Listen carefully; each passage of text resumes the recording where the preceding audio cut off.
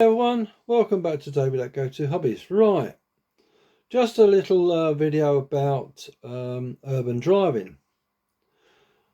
Do you know what urban driving is? If you do, great. If you don't, right. Urban driving is countryside driving. In other words, driving out of town, not driving on the motorway, side roads, A roads, B roads. Country roads that are away from built up areas, built up motorways, and you're in an urban environment. That's what urban driving is.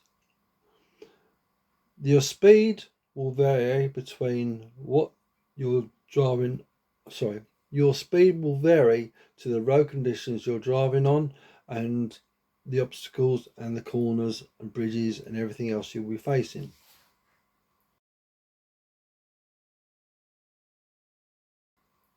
There'll be no constant speed, hardly at all, because the road conditions will be changing all the time. So what is those factors that makes you a better urban driver? The skills you need.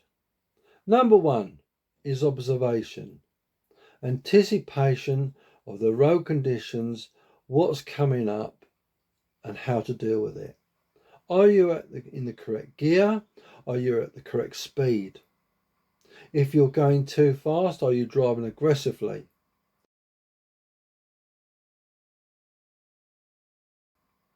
That's when accidents will happen, and that's when mistakes will happen, because you're pushing yourself beyond the safe speed and safe parameters of driving on that particular road at a given speed that it's safe to do so.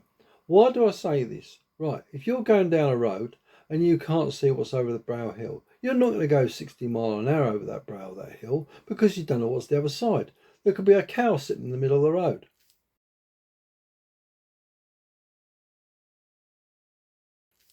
It does happen. It could be a lorry broken down. So you don't go over a brow of a hill 60 miles an hour. Yes, it might be 60 miles an hour, unless it's safe, a safe speed.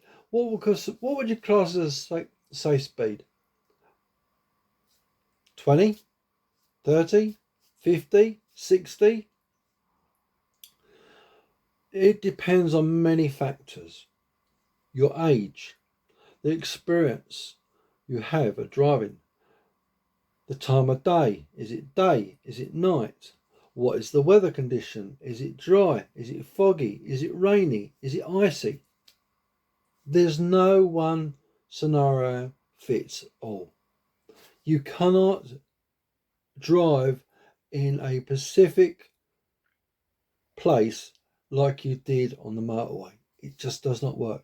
You will kill yourself. If you don't kill yourself, you'll kill either your pets.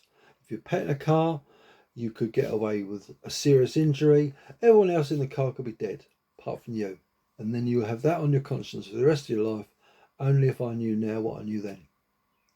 That is why I'm making this video, to teach you a safer way of driving.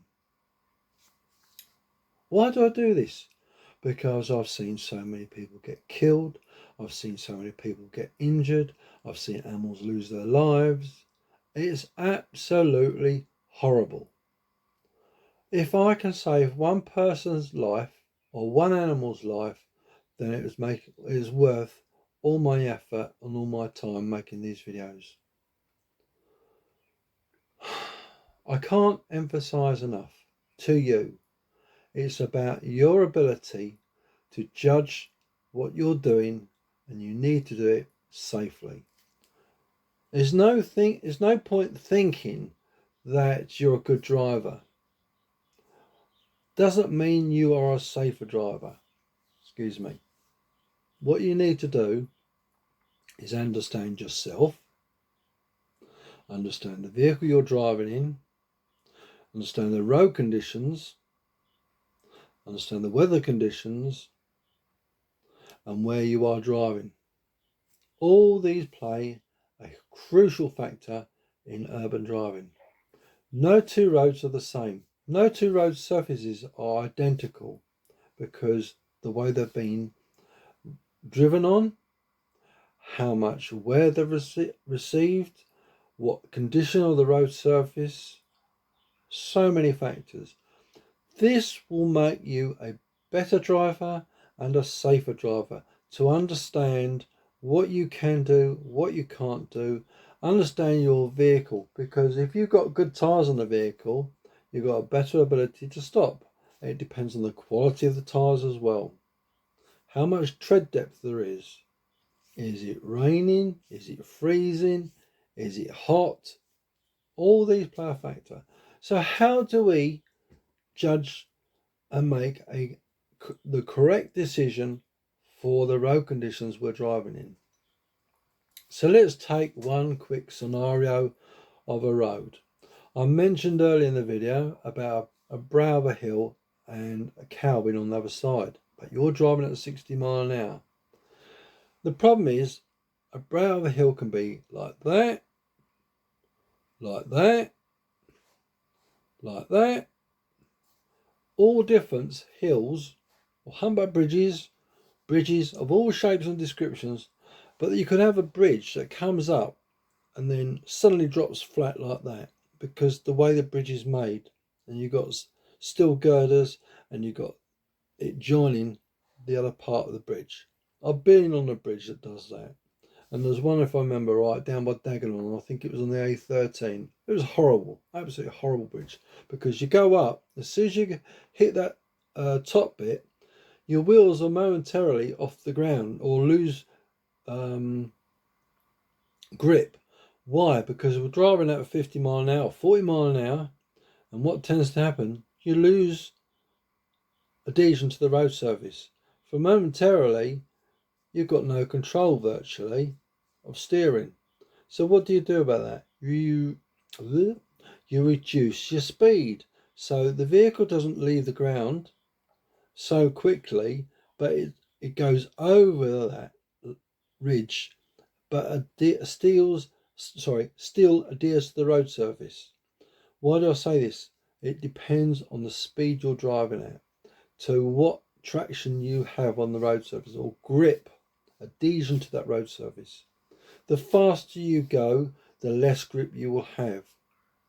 All right? It's not rocket science. It's simple equations. The faster you go, less time to react, less adhesion to the road surface. Depends on the road surface, what type of condition it is of the day. You know, it's morning, night, evening. Why do I say that? It depends if it's a damp morning, is it a dry morning, is it a cold morning? All these things take a factor in driving. So let's go back to what I was saying. You're going over this brow of the hill. It's just a brow of a hill, but you can't see over the other side. All right? So how fast do you go?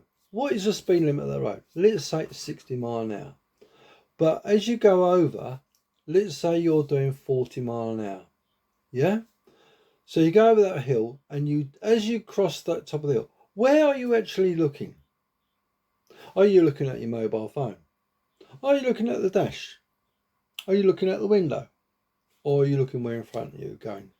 Whereabouts are you actually looking?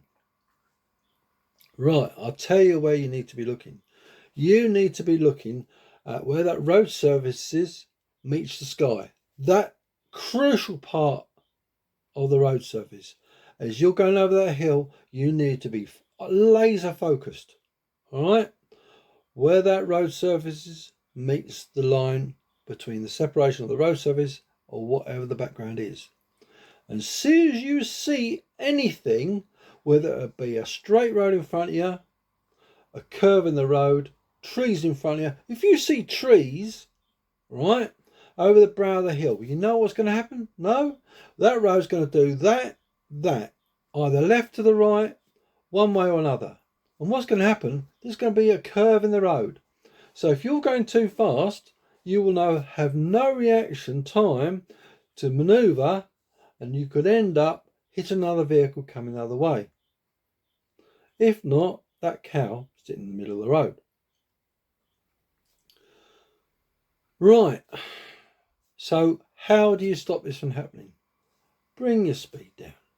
If you've got someone on your backside, don't worry about them. It's your life that matters. If they hit you, that's their problem. But bring the speed down in well in advance of that bridge, that humpback bridge, or whatever description you want to call it. There you are. Safety is your number one factor. So what you do, if you can't see over that, bring your speed down so you can safely stop in the distance that the speed you're going in. Alright?